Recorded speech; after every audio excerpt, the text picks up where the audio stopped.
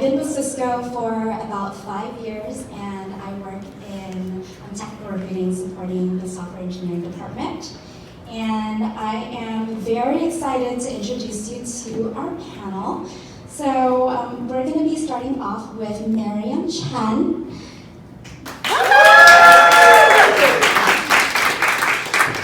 Myriam Chen immigrated to the US from Macau in the mid-60s, and she served as an executive director at the Chinatown Resources Development Center, a nonprofit community-based organization providing vocational ESL, employment development, and training for immigrants in SF. Myriam has co-founded 2 IT companies, both headquartered here in the city, which service global Fortune 500 companies in the US, Japan, and China. Her second business venture took her to establish a technology development center in Beijing. After leaving the IT industry, Myriam became the consultant of the city of Wuhan, Chengdu, and Chongqing in China. And through her tireless work, she was able to foster and promote business relationships between the Silicon Valley with Chinese cities through the Friendship Cities program. She's also teamed up with the iconic chef Martin Yan and successfully rolled out the San Francisco's Chengdu food and cultural festivals inside San Francisco's renowned City Hall. Since 2012, she has been a board member of the Asian Pacific American Community Center, a nonprofit community-based organization in Visitation Valley, one of San Francisco's poorest and most underserved neighborhoods.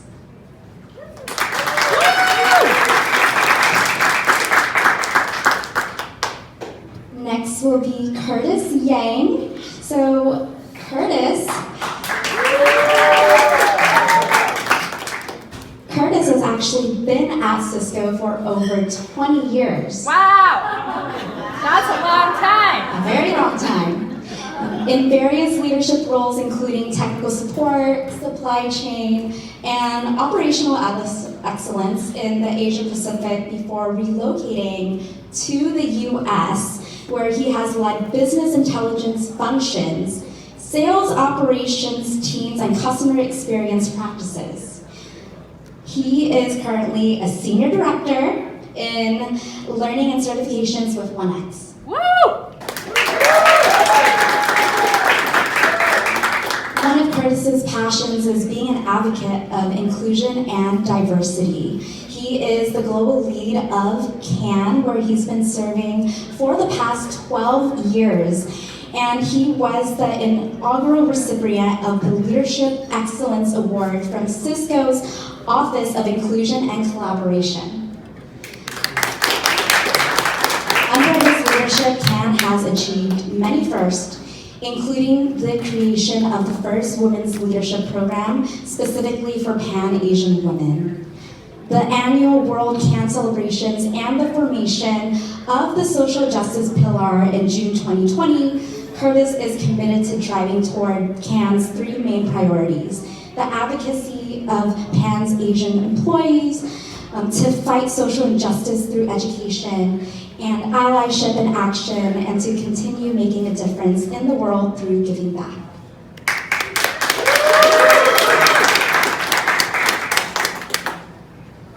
And Angela Cheung.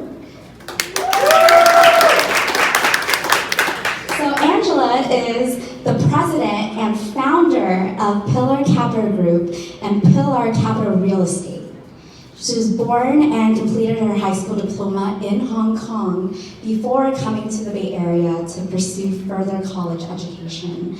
And with 30 years of experience in real estate development, project management, marketing, commercial sales, and property management, she has led the company into the global marketplace by forming significant partnerships locally and internationally through her offices located in the United States and in Hong Kong. She is currently managing and providing consultation services over approximately $250 million in value of real estate development projects in San Francisco.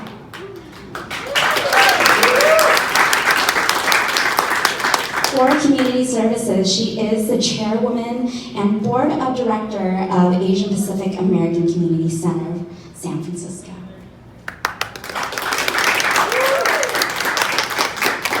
All right, so let's jump right into the questions then. I'm handing it over to you, Josh. Thanks, Ernie. All right, we have some questions prepared for our panelists here. We'll go ahead and get started on the topic of social justice and impact. Kurtis, we'll kick it off with you, sir. In terms of the challenges we face as a Pan-Asian community, what do you feel are some of the hard-hitting challenges, and how can we come together to overcome those? Yeah, I mean, I think the pandemic's really kind of raised a great deal of visibility to a lot of the issues that's really been there before the pandemic even began. If you think about the vilification of a certain group of people at any moment in history, there's always been this sort of human urge to find blame and to explain why something has occurred. And I think what we saw during the pandemic was that people needed to point their fingers to someone or some group to be able to rationalize what was going on. And I think we saw the huge problem of racism really sort of rear its ugly head. And that's a big part of the reason why, in June 2020 we stood up the social justice pillar. And it was really important for us to be able to tackle the problem of invisibility. People weren't talking about the types of issues that Pan-Asian communities were facing here in the US and globally, and yet the Pan-Asian community felt it way before we saw things in the media. Lots of businesses, Pan-Asian businesses, were immediately losing business around that sort of March, April, May timeframe. But we didn't really see mainstream media show up until we saw the elderly, actually here in San Francisco, start to be physically attacked. That was about a year later. And all these things were already happening. And so, to me, a big part of what we're trying to do is raise awareness through dialogue, through having conversation, through talking to our leaders, and really sort of raising these issues in a way where people can't ignore. And I think a big part of it is for us, and this is a big part of what we learned through CAAN, is that we have a voice, we need to use it, and we need to kind of really use it in a very directed, intentional fashion to be able to then tackle these problems, but also have others come into supporting and being able to drive action together. And so we've seen an incredible amount of support from Cisco as we've done that. We've in fact had a Pan-Asian listening circle with our CEO, Chuck, and his entire ELT. We spent 2 hours with him and his leadership team with 24 Pan-Asian employees here at Cisco globally, talking about our lived-in experience as Pan-Asians in a Western culture in a lot of cases. And I can tell you that a number of those leaders in that meeting said, this is really the first time I've gained an appreciation for what you go through day to day and what this community has been suffering. And they realized this wasn't just because of the pandemic. And these are issues of racism and discrimination that has essentially been there from day one. The manifestation might be different, but we've seen this reoccurring over the history, and it's just showing up in a different way. So just fantastic to kind of see the progress. Long ways to go, obviously, but I think a big part of it is not being silent and starting to really drive action and speaking up. Yeah, I totally agree, Kurtis, and I think to your point, a lot of that was brought to life through media coverage. And unfortunately, contrary to popular belief, a lot of the hate crimes are still occurring. It's just a matter of the media not really reporting on it, right? So Angela, as the board director of APACC, Asian Pacific American Community Center, curious to hear about your input into how we can continue to overcome these challenges. Thank you. Thank you for having me. I totally agree with Kurtis. Is a lot of challenges. It's not only the past couple years, what we saw or what happened. It's all along history. It's back to 100, 200, 300 years. So it's my background because I'm a developer. So, and also is an Asian, Chinese,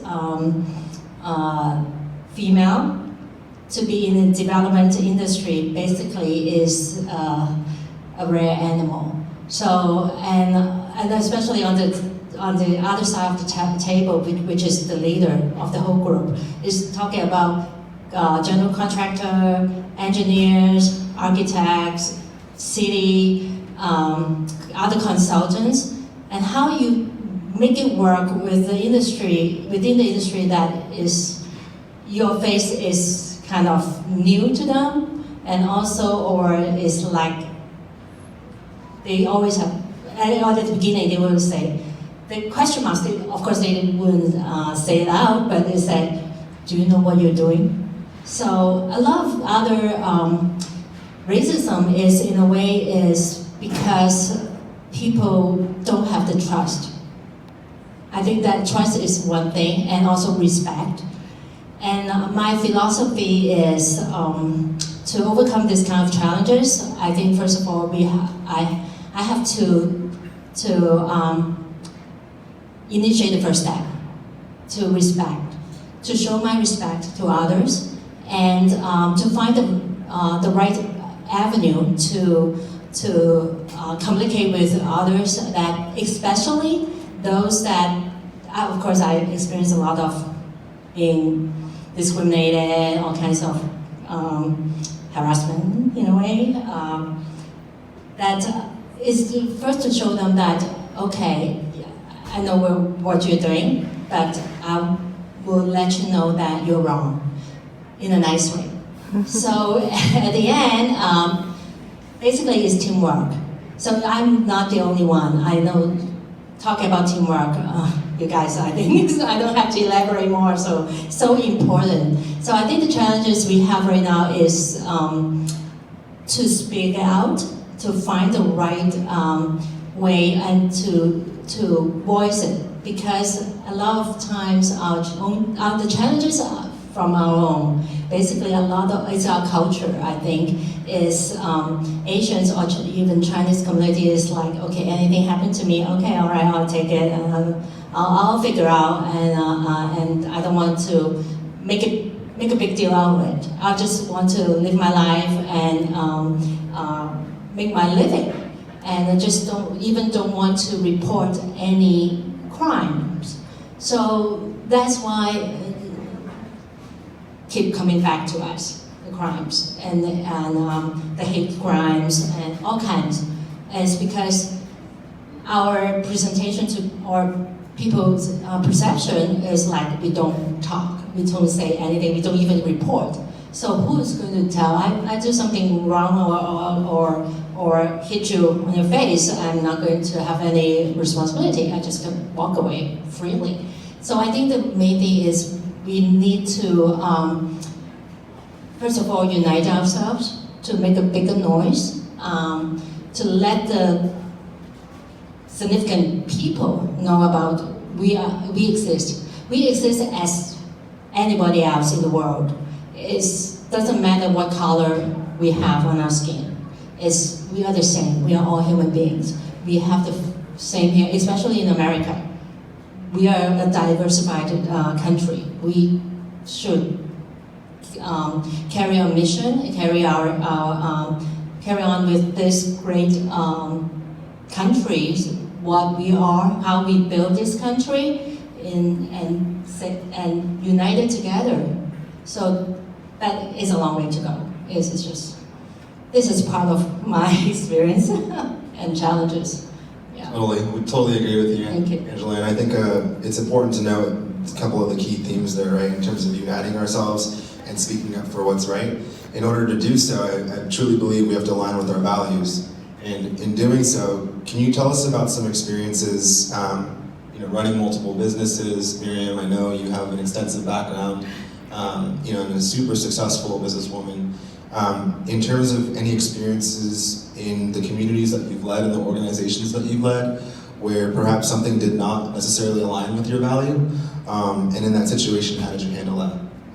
Well, whether you run in a non-profit organization or a for-profit organization is the same, really.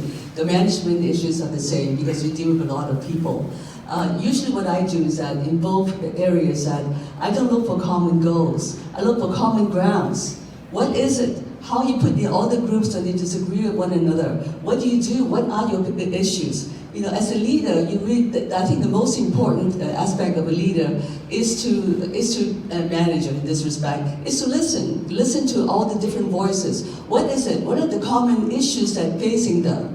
I mean, you know, this ever-changing world, there's always issues facing people. So you just have to be very patient and listen to them. And most importantly, you got to let them know that you have their back. Whatever happens, whatever decisions they make, you are there for them. You are there to support them. So it's a long process. But it really is no different from running in the non-profit or for-profit organization. The difference is that for-profit organization, you watch the bottom line. Everything is bottom line oriented. But the process is the same.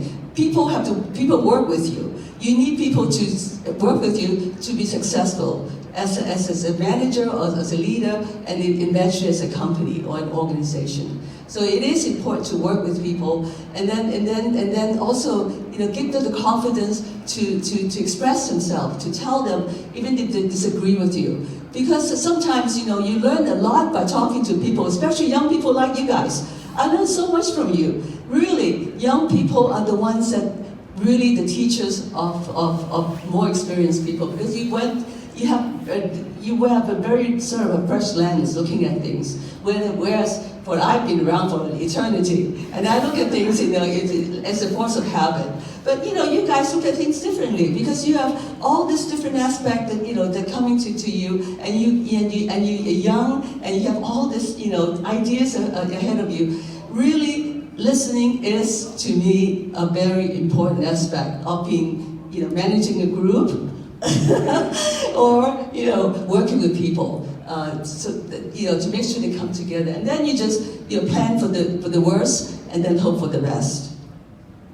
Yeah, I couldn't agree more there, Myriam. And on your note of leading with empathy and listening, I think that's a really core foundation for how we can really unite as a whole. Kurtis, I'm curious to hear your input as well, having over 20 years of experience at Cisco, working your way through the ranks. And I know a common theme for us here at CAAN is really having equal representation in the executive leadership space.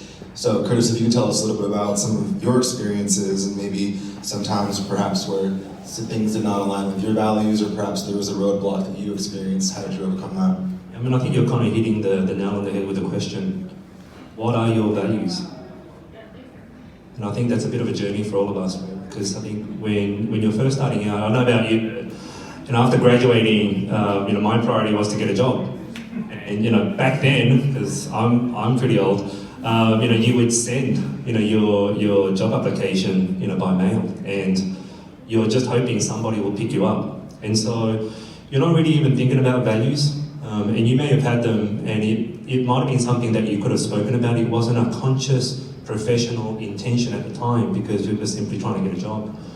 But I think as you experience life and as you deal with people, right, you start to appreciate where something doesn't instinctively feel right to you.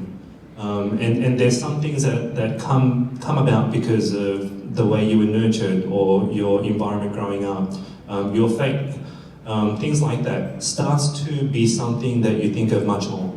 And so to me, I love what Myriam said about it's not necessarily about common goals, but common ground. I also think it's about common values.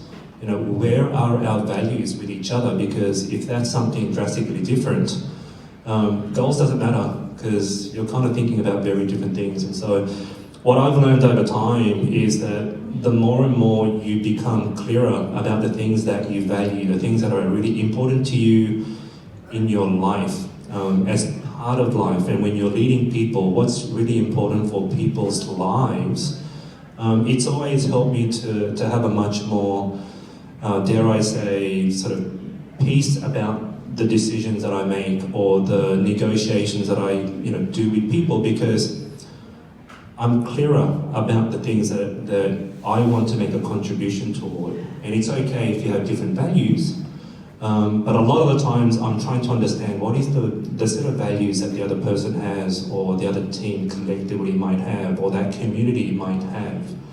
Because when I can understand that and understand it in contrast to mine, I can kind of see how we can perhaps come to common ground. So that's been a big life lesson for me. Of that. We had the great pleasure of partnering with APACC over our recent toy drive, and we were in person giving out toys to the community, and I was blown away at the impact that you make as an organization of not just helping Asian American families, but also multiple cultures represented at that event. And I think it really touches point to the audience in the crowd as well, how it's more than just Pan-Asians, right? We're equally represented in so many different backgrounds, so many cultures, and that's one of the beautiful things of what we represent at Cisco. And that brings me to the topic of allyship. So Myriam, I'll point this question to you in terms of, why, in your view, is allyship important? And what advice do you have for not just the CAAN community, but also how our allies can get involved? Actually, it's a continuation with Kurtis and I were talking about. Allyship is about building partnership. It's the same thing about putting people together. It's the same thing. I mean, it's especially in this country, as Angela alluded to earlier. I mean, this country is made up of many different ethnic groups, diverse groups. It's a matter of really how do you put all these groups together and then listen to all these different groups. What are the common grounds we have all together as people living in this country, as human beings? Those are really important values that instead of saying that, well, you're not very nice to me, you discriminate against me, which we talk about, which is also a realistic issue. But then I think I'd like to take a higher ground to think that if you build relationship with everybody, with people that you don't really know, and then just say hello to them, even just reach out to say, just smile. I think people makes a difference. They look at you, oh, they're not as bad as you, I think, There's a lot of misunderstanding going on in this country. I mean, it's just unfortunate. A case in point, when I was very young, what years ago, when I just graduated from school, college, and I got accepted by the University of Chicago in graduate school, and then I just barely had enough money to pay for my plane tickets, to go to school. And then the night before, I had parties, friends came over, and all kinds of friends came over and just wished me well and goodbye and all this. And the following day, when I was packing, I saw there's an envelope in one of my drawers. I said, oh, this is interesting. I never saw it, and this doesn't belong to me. And I opened the envelope. It was $500 in this envelope with a note from one of my friends, who's a Black American.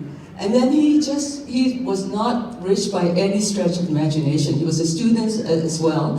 And then he was just, doing menial work to support himself to go to school.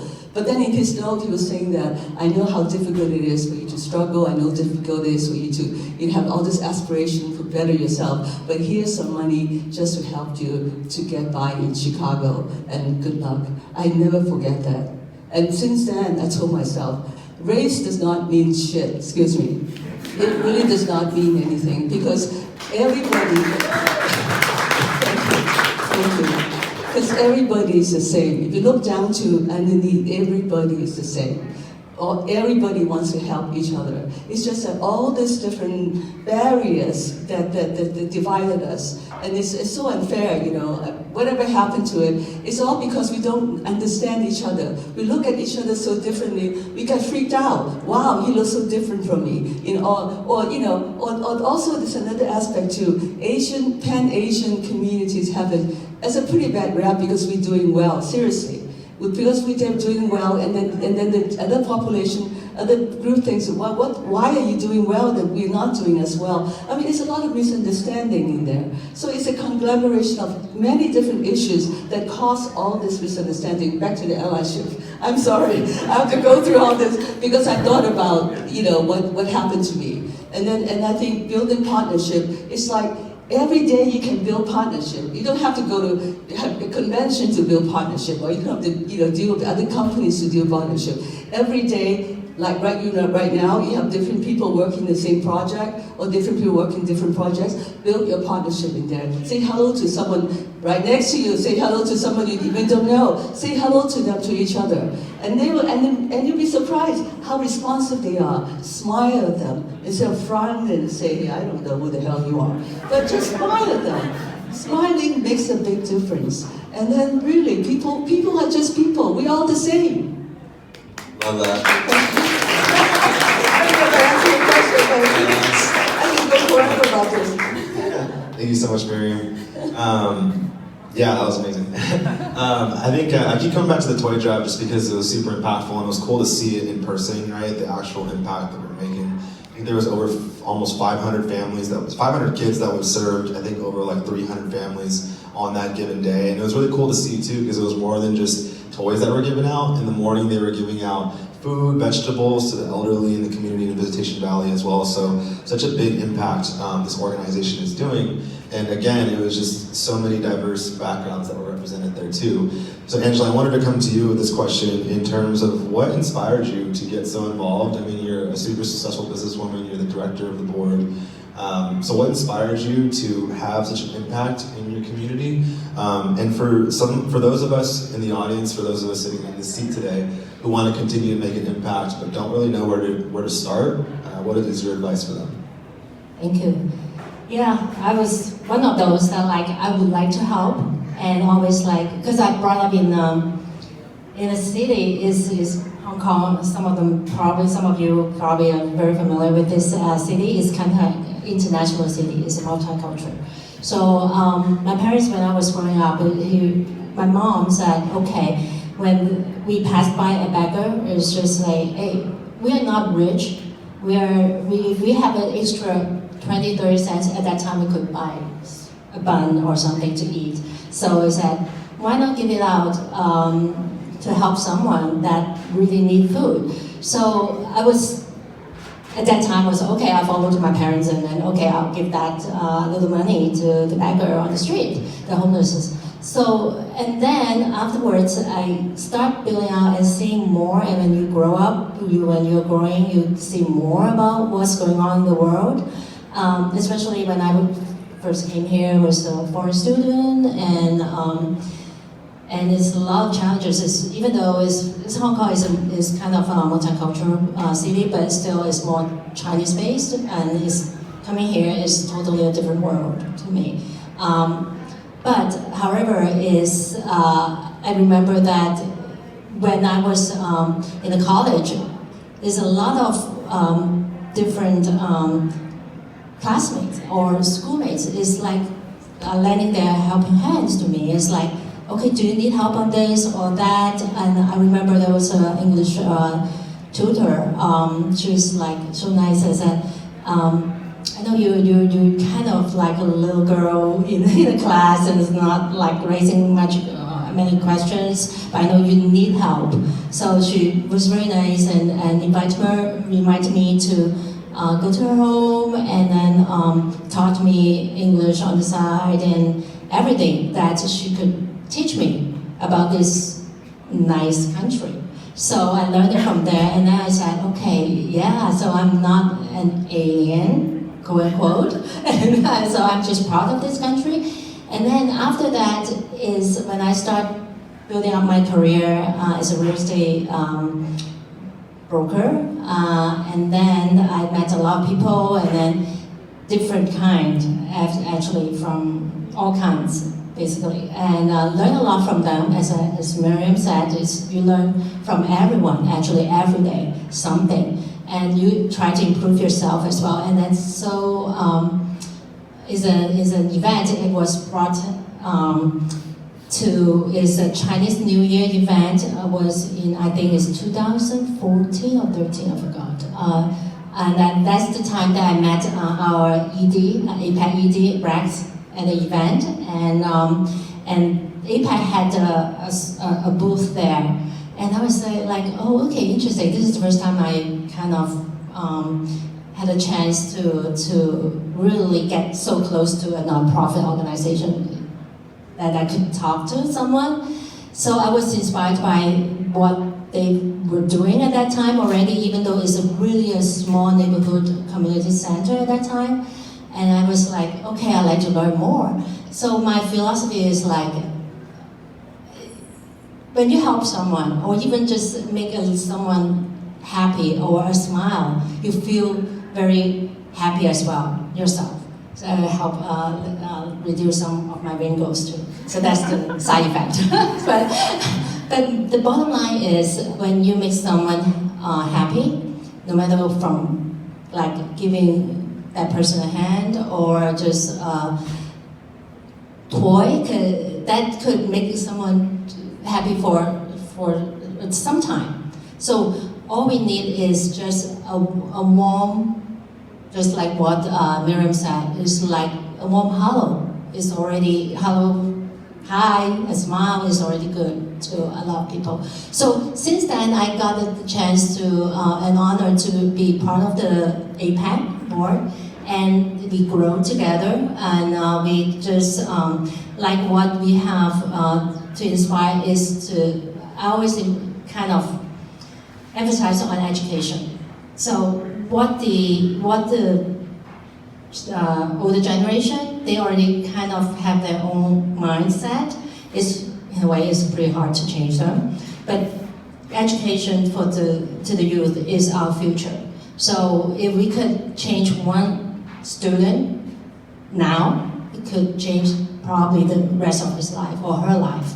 And I was thinking, like, when one day when at the end of my life, if I could still think, and I was say, how many people I had helped indirectly or directly, and hopefully my whatever I've done in my lifetime, I did make a little change or difference to certain people, and hopefully that those certain people will keep doing well and also influence others to do more for the community.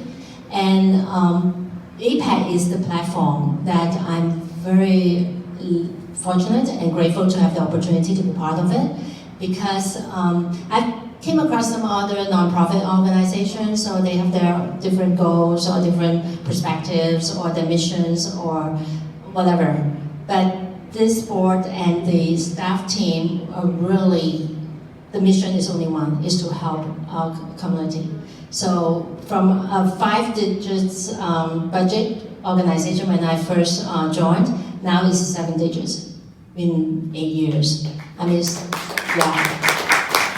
And I'm following Myriam's footsteps, because Myriam was the former chair of the organization. So I'm following her footsteps, and hopefully we'll keep growing the organization with everybody's help. As I said, when I was growing up in Hong Kong, there's a folk song. It says, basically it's just two sentences that really still in my mind when I was like, I think I learned it when I was in the 2nd grade or 3rd grade, is that one bamboo stake is easily be broken. But if you have a bunch, there's no way for you to break them together. So that's why teamwork, or as I emphasize, is to unite it together, and then to unite it means, it doesn't mean it's just like Pan-Asian communities. It's the whole world, basically. We are in one world. We are all human beings. We don't classify as like, we shouldn't be actually, or minority, majority, or whatever color and so forth. So we'd like to present the best of ourselves and help others that are less fortunate, and especially those new immigrants. So just like APACC, what we are doing, helping the parents that those are new immigrants, a lot of them, they don't even speak English, and also help them on their kids, the education as well. So those are our, hopefully, we start from Visitation Valley, and we could spread the words and spread our service to the whole San Francisco and the Bay Area and more. Hopefully, we will be one day. That's awesome. Yeah, I couldn't agree more. I think it all starts with education and with our youth, right? So that is a huge focus we should continue to emphasize. And Myriam, we were talking about with Rex last night about how APACC contributes in that way with different after-school programs. So they're actually having a lot of youth come on site to continue their education, taking them on field trips, and really teaching them. I think what was important and stuck with me was the history that isn't always written in the books, right? Which I think is really important for us to emphasize. Kurtis, I wanted to point it back over to you in terms of, if we don't really know where to start, right? Because maybe it's like, cool, I'm inspired today, but I don't really know what to do. Then what are your thoughts or input in terms of how to get that momentum carried forward?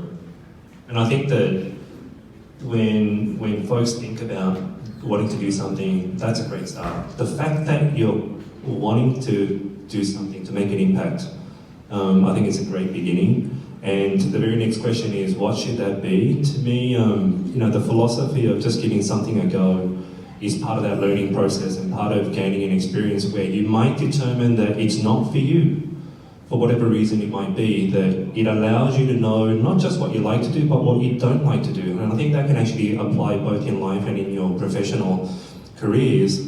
And I think that's a great North Star for being able to think about how might you make an impact out in the community or within a company and within a business and within a team. And I think part of what guides me is what helps me to be energized and what sort of really, I think as I'm sort of gaining more and more experience, fuels my soul. And it really sort of goes back to what Myriam and Angela's talking about. The ability to sort of fast forward, one's life and go, what's the kind of impact you truly want to make? Because I guarantee you, the project that you're working on today, you're not going to remember it in 5 years. But a person that you help today, that person will remember you perhaps for the rest of their life. And you may also remember that interaction or that engagement or that contribution or impact that you've made. And you kind of have to think about how many opportunities do you have to be able to do that. And so, I think within Cisco, what I've learned is, using the company as a backdrop, this is an amazingly generous company. So why not use that philosophy of making an impact and round up your colleagues, your team, talk to your leader, talk to your own team if you're managing people and say, let's go out there and do something. And I guarantee you, within the first several, it's going to start to make you tick. And what I found was, there was a period where I was managing another team and every single quarter we did something. Now, initially I was kind of suggesting the things that we wanted to do. But over time, what I learned was just kind of letting the team suggest what they want to do. And I experienced an amazing myriad of different needs that are out in the community. From low-income families who just simply wanted a used bike for their children, to putting together resource kits for teachers who have been spending their own money to try and support their students, to people who don't have any shelter and need support to be able to have a bed at night. So you come across all of this spectrum, and what you might find is that something's going to tug at you. One of those things will tug at you, and I think it's important not to ignore it, because it's back to you have to work, and there's important work, don't get me wrong, but I think it's part of how might you complement your values, back to the values, and be able to amplify that impact through the company that you work for or an organization that you belong to outside, and really follow that, because time goes pretty quick. And you realize, even perhaps you now go, man, college days, that seems like a lifetime ago. Well, guess what? How it feels to me. So I do think, just if you don't know where to start anywhere. And just don't lose the motivation to want to make a contribution in some way, shape or form, and keep driving to it. And I guarantee you are going to find your place, and you will find a niche that you want to continue growing, and maybe even before you know it, that becomes your life. So that's kind of my advice. Thank you for that, Kurtis. I think one of the greatest things about working for Cisco is our multiple EROs, right? So there's so many ways for you to contribute, participate, give back to our communities outside of just more than what we're doing on our 9 to 5. So it all starts here, right? So again, shout out to y'all. Thank you for being here. With that being said, as we kind of wrap to a conclusion, Myriam, in your experience with APACC, for being on the board for 10 years, can you share some impactful experiences that you've had throughout your memories, and what really stands out to you in some memorable moments in giving back? Wow, this is a very, I can spend days talking about that. But really, is because when I graduated from graduate school and then went back, and the first job I had was directing a nonprofit organization. So I had experience, helping people, newly arrived immigrants finding jobs. That's my first inspiration. But beyond that, we saw new immigrants coming in, and then they really were curious, very eager eyes to find a job, to settle down, and to provide for the family. You find the jobs for them, they really appreciate it a lot, and then it makes you feel really good about it. Not because you help them, because they're able to help themselves. That's the key to the whole thing. You cannot really help people without wanting to help themselves.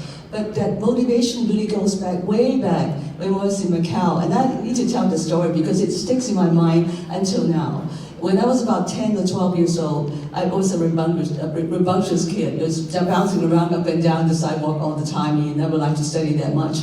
But one day I was walking the sidewalk, I heard a very loud groan, that someone was like in pain. So I looked down and I saw a feeble old beggar just looking up at me, said that, "I am in pain, please help me."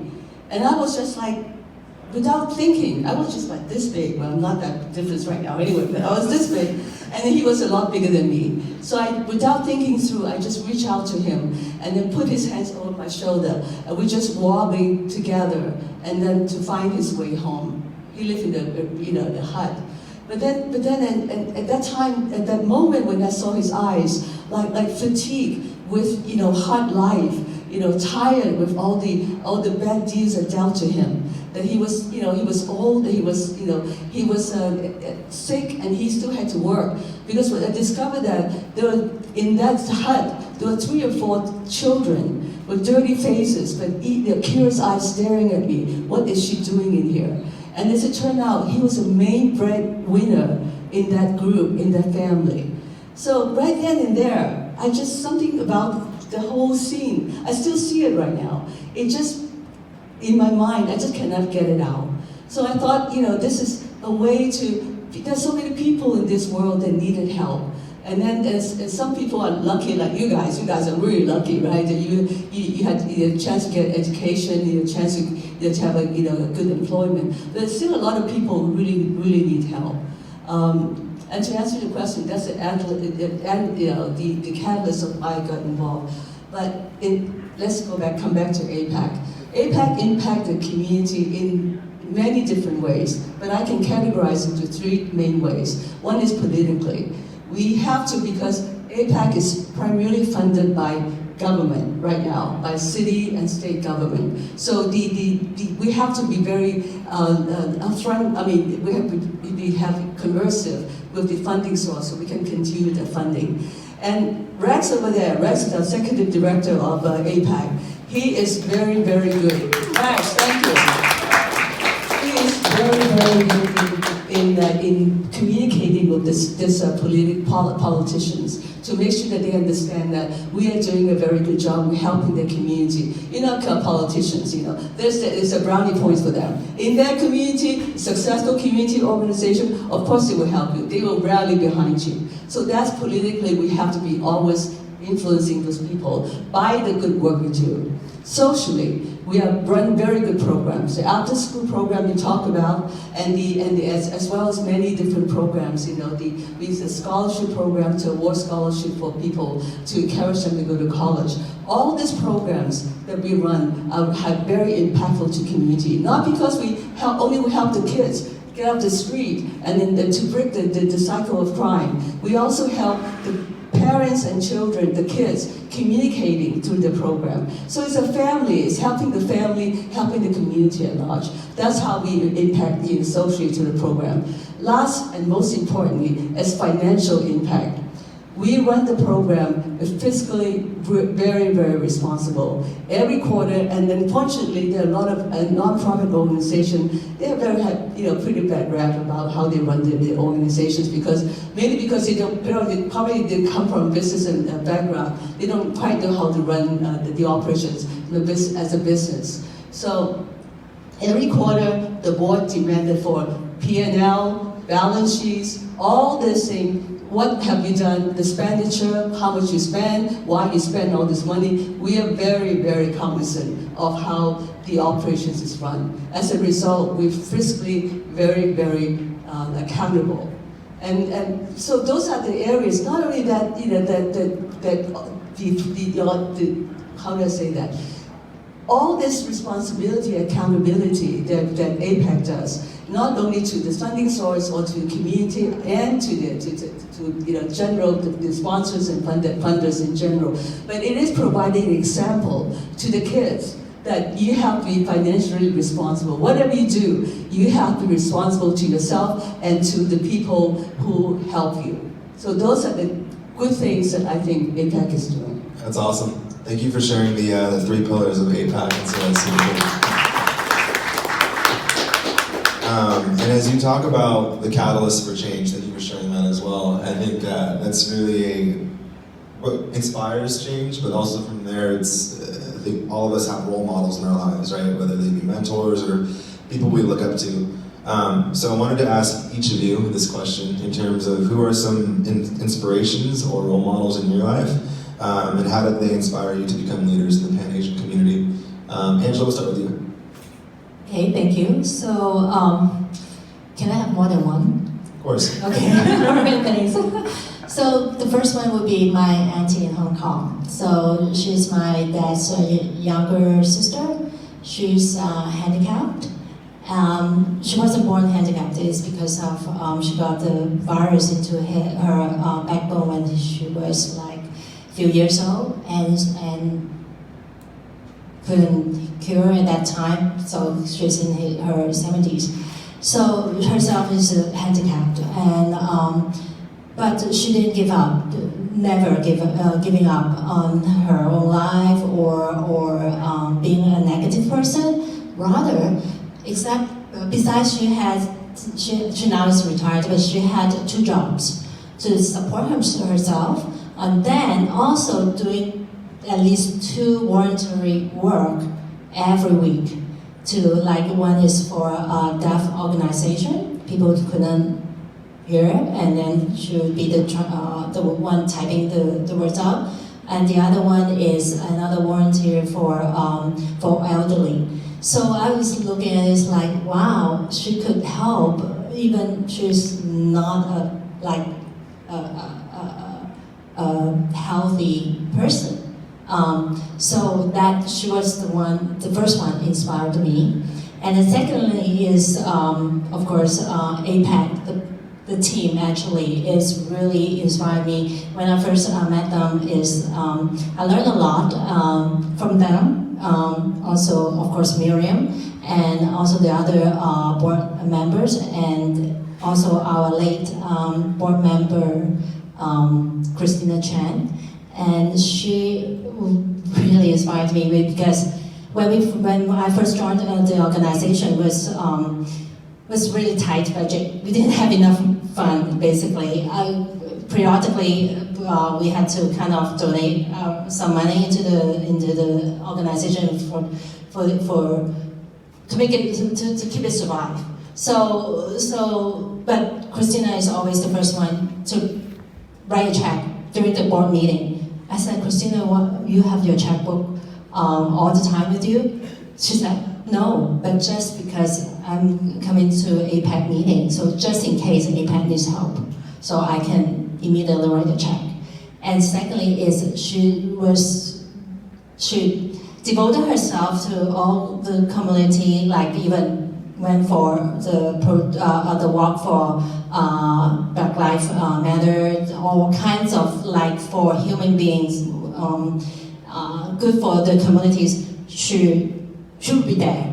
So she was another one that inspired me to be part of APACC and hopefully can continue her legacy and keep doing the best for the community. And because when I was growing up, I was very lucky that I always have enough food, put it this way.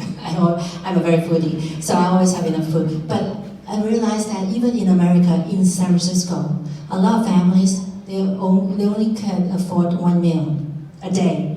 A lot of kids, they don't have enough food. Just the basic needs.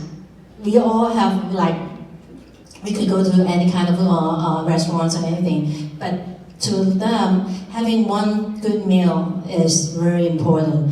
That's why every year we have the food giveaway, and coming up is the Chinese Lunar New Year food giveaway as well. So we try to help not only like social level, families, education, what Myriam has mentioned. We always try to also help them their basic needs, because without a full tummy, a lot of things to them is not matter. So that's one thing, and also the toy driveway, toy giveaway. Is that Christmas, a lot of us, our Christmas tree below is a lot of presents, but to the majority of the kids over there, that toy is the only toy for that year, the whole year that they got. So I think, why not sharing, right? We should be, if we have extra money, we donate. If we don't have extra money, fine, we can donate our time or knowledge or skills or whatever to help others. That's the main goal of APACC. So of course money is very important, so it's sustainable. And secondly is we need talents like you all to be part of it, because one brain is only one brain, but multiple brains will make the difference. That's why I always said teamwork is very important for the whole community, the whole world as well. Absolutely, like the Warriors would say, strength in numbers, right? Kurtis, we'll come to you for that next question of who is your greatest inspiration and role model? Yeah, and I'm thinking about this. I don't know if I necessarily have a particular, person or one person. So, I'll pick on three quick things. So, to me, I grew up in my early childhood anyway, I grew up in a pretty poor sort of environment. I was born in Seoul, Korea, and my mum actually looked after my two sisters and I while my dad actually went to Australia first. And I still remember we lived in this one room. It was this one small, probably half the size of this stage, and that room was our bedroom, our kitchen, our dining room, our playroom. It was our, utility room.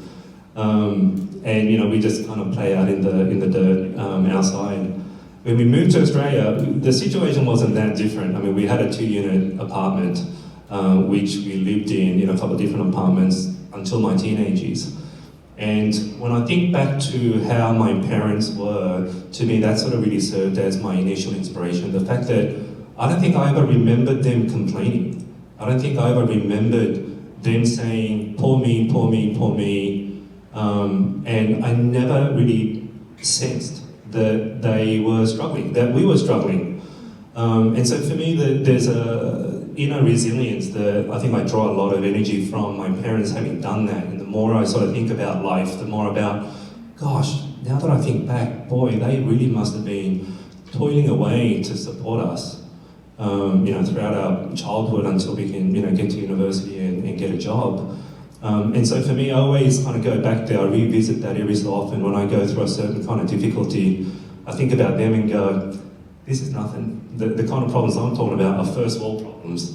So that's kind of the first one. And then for me, faith has been a really important way to be centered and grounded.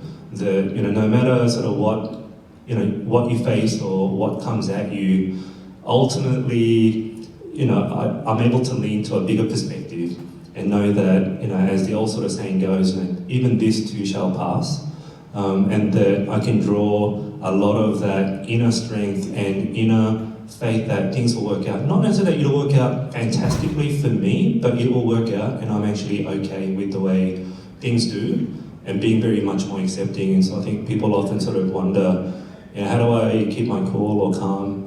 And it's often because there's a point of faith there that I can lean on.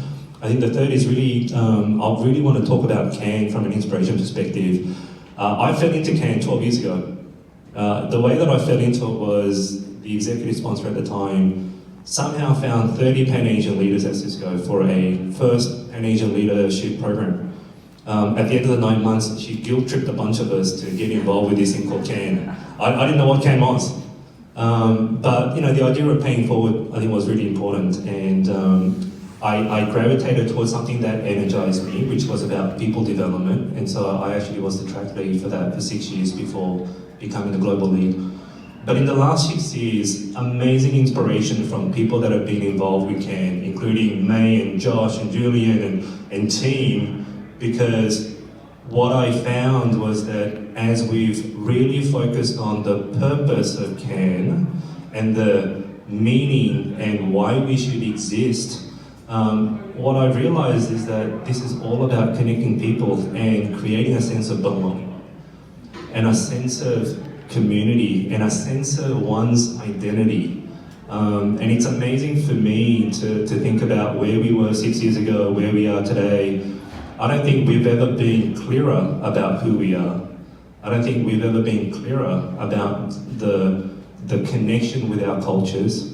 I don't think we've ever been clearer about what our overall long-term purpose is, which is to really drive transformational change for the benefit of, sure, Pan-Asian communities, but I really think it's truly about lifting the tide up for everybody, which was talked about with allyship in the past. And so, amazing inspiration from all of the chapter leads, because we went from 0 chapters 6 years ago, we have 12 chapters globally, our latest being in South America and the UK, and they've all come wanting to create their local communities for the purposes of making an impact on people's lives. And we've had, Cheryl and Robert sitting in the audience there, 2 amazing leaders of CAAN that's been around for a while. And what we've seen, yes. And when you hear people, and we've heard this so many times, people have come to us and said, I haven't had a sense of belonging here at Cisco or just in my life until now, because of the kind of conversations or events or programming that you've done that's made me understand better what I'm part of and what I can contribute toward. And so I just find that ridiculously inspiring and extremely humbled by it that so many amazing human beings are willing to volunteer their time and to be able to make this part of their life purpose. So I'll end on that. Thanks for sharing that, Kurtis. I think we are all inspired by you being a role model as well, so thanks for that. Myriam, if you want to close us out. Okay, can we join CAAN now? He's so good at it. Like, shucks, I don't work for Cisco, but can I join? But seriously, it is good. Before I forget, I just want to wish you 恭喜发财, 恭喜发财, Happy New Year. Really Happy New Year. Wish you the best of everything, for 2023. But anyway, I have to talk about my inspiration, right? That has to be my mom. My mom came from a very, very old and a traditional and wealthy family. And then, but because the communists took over China, the whole family had to sort of escape to Macau. So we grew up partially in Macau. So then from Macau we came to this country. My mom was very bright, and she was one of the first Chinese girl in 16 years old who traveled from Chongqing was the southwestern part of China, to Beijing to attend university. At that time was very, very unusual for a Chinese woman, a Chinese girl, to do that. And my grandfather was very staunch independent, women independence, because he was one of the revolutionaries that overthrew the Qing dynasty and into the Republic of China. So he really believed that women should be self-sufficient and independent. So when he sent my mom to Beijing to attend university, he would refuse to let the maids follow her. He used to have a lot of maids. She came from a very wealthy family. And then he insists that she travel by herself. That's the only way she can learn the difficulties of traveling. At that time in China, there was no bus, no Tesla, or no plane. It's just traveled by the slow boat. So she had to spend half a month traveling from Sichuan, southwest part of China, to the north part to attend university. That's the background of my mom. So when we came to this country, of course, the whole family came together. We just didn't have any money, and my mom did not speak English, and we barely learned how to speak English. And then she actually, to survive, to provide for the family, she took a job at the Valley to work for Green Giant. Do you know what Green Giant is? Yeah, the place that do all this fruit sorting and everything. And she was so proud because she was a college educated and she wrote poems and everything, and yet she was reduced to working as a service, as a fruit sorter. But every time she came home and told us, she was so proud of telling us that, wow, I did so well. My supervisor thought that I was a basket sorter. But she never thought that it was such a low job that she had to sink down into a low job to survive. But everything she did it the best she could. And she said, I take whatever you do, and that's a good example that said to me, whatever you do, whether it's a great job, a high-paying job, or whatever you do, or it's a janitorial position, you have to do the best you can, first of all, and work very hard, and take pride in what you do, regardless of the position you're in. That's the kind of example my mom set me. So when I first struggled through, after, an immigrant learning English, and then try to find a job. I work in Chinatown part-time, to selling souvenirs to tourists, just to get by, to help myself through high school. And that models really is so important, to you as a person, when you grow up. And it's the most important is when you're down and out. People goes up and down. Life is just about changes, right? So when you're down, I think about what my mom said. Go back. When you're down, when people just insulted you at a job, tourists sometimes are very rude. They look at you, they, what the hell you know about this, And then you get, hurt by that. And then at that time, I thought about my mom, what she said to me. Regardless, don't listen to the negative part. Just stay on course. Stay with your goal. That's what you want to do. And then do the best you can. So the next day I went back to work. I was going to quit because I was just like tired of these tourists, dumb tourists from all over the world, come in and as if they own the world. So and then and every time I thought about my mom, I usually went back to Chinatown and started the whole thing again, selling the souvenirs to tourists. I mean, those are really important aspect that she taught us. I mean, it's an example that she showed us, not that she said, it's not in words. I mean, it's oftentimes you talk a lot, but the action that really means something. The action shows me that from a highly educated college educator from the University of Beijing, she ended up in the lowest job in the United States, as a fruit sorter worker. And then she took pride in that. So to me, that's always inspiration. Whatever I do, I always thought about my mom. What did she do? What would she have done? And I know that she'll always come out really, really nice and noble and proud of herself. Thank you. Thank you, Myriam. Your mom sounds like such an amazing woman.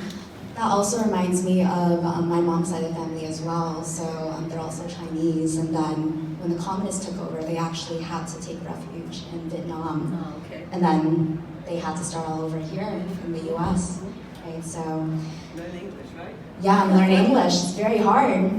So thank you again. And before we end everything, I just have a fun little fire round for y'all. So just please think of a few words that come up whenever I ask this question, and we'll just start off with Myriam, and then Kurtis, and then Angela. So they're very fun. So the first one is, what is your favorite Lunar New Year tradition? Oh, food. Food, of course. In fact, I'm having a New Year's Eve. Usually, Chinese celebrate the New Year's Eve because it's the end of the old year and the beginning of the new one. And this is coming Saturday. I'm having a big party at my house with a lot of my friends and families. Each, it's like potluck. Everybody bring their favorite food, and then just have fun. We're gonna have about almost 30 to 40 people. My house is not that big, but it's gonna happen, because it's gonna be a lot of fun. Are we invited? The whole group? Yeah, quite sure. So bye. I have a lot of good Chinese wine for you. We're just talking about that. I think for me, I have a Korean background. When my children were small, as much as I've lost that strong tradition around Lunar New Year celebrations, when we had our own kids, we made them bow to us, because in the Korean culture, before you can get money, you have to bow. And you have to say, you know, basically good health, good fortune for next year. And it's a very, it's a difficult bout if you've never bowed as little kids, right? So they had to YouTube it, they had to learn it, we showed them how. It was still wrong, but it was so cute to see them do that for a few years. I think I'm gonna bring it back now that they're teenagers. They're gonna hate it. I think I'm gonna love it. All right, for me, it's red envelopes. So when I was little, I would always wonder, this is the time that I can get some red envelopes. And then after the New Year's over, then I always like, my sister and I would just open the red envelopes and how much did we get this year? So and then when now it's grow up and then you giving out red envelopes is another thing, totally different, is giving. So you wishing, when you give out the red envelope, you wish that person well, healthy, prosperity, happy, everything, good luck. So you're giving out, and that giving out is actually getting more because you feel more happier and fulfilling, and also you seeing that person with a smiley face getting your envelope. This is the best part of my Lunar New Year. And wish you all well, happiness, healthy, and prosperity. Thanks, Angela. I would say red envelopes are also my favorite, but as I get older, I receive less. But it's fine. Next question. What is your favorite traditional food? Did we just talk about I don't know. It's just for Lunar New Year or just what? For New Year, oh, well, maybe it's duck. You know, duck is symbolic, I think, of. Oh no, I'm sorry, a pig. Because I was born the year of the pig, so I'm a pig. Yeah, they usually put roast pig, and then they celebrate all this with wonderful stuff with the crispy skin and everything. But that's basically what they do. I'm not a food person, so. So in Korean culture, the thing that you eat on New Year's Day, Lunar New Year's Day, is rice cake soup with dumplings. I like it. I mean, I'll eat it. I'm not going to make it. What I love, and I don't care what occasion it is, I love steak and meat and barbecue. So I'm going to say that's going to be my favorite. So for me, it's a daikon cake, and also the brown cake is a sweet cake, pan fried, oh, so good. And also there's a meaningful, there is like why we make cake, because it's in Chinese it's called kind of like high, it's a promotion. So hopefully next year will have a better year than the previous year. So this is a meaning why we make those cakes, but those are my favorite food for Chinese New Year. And also beer. Gotta love soju. All right, well, thank you all again so much. We've learned a lot today, and I am going to be passing over the mic to